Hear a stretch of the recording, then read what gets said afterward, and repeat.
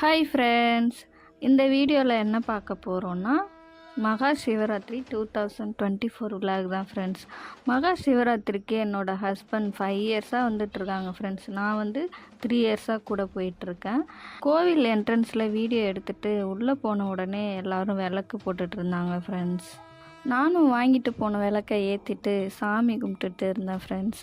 என்னோடய ஹஸ்பண்டும் விளக்கை ஏற்றிட்டு கோவிலுக்குள்ளே கூட்டம் அதிகமாக இருக்குதுன்னு நேராக பரதநாட்டியம் பார்க்க போயிட்டோம்.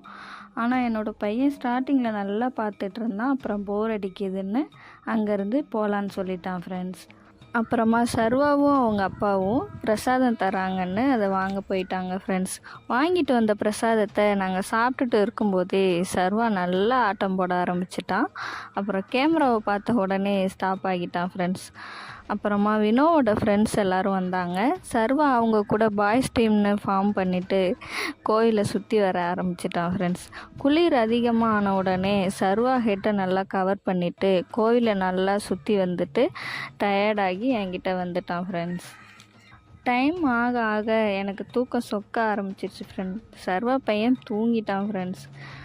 விடிகிற டைமில் நானும் லைட்டாக தூங்கிட்டேன். அப்போ தான் கூட்டமும் குறைஞ்சிது.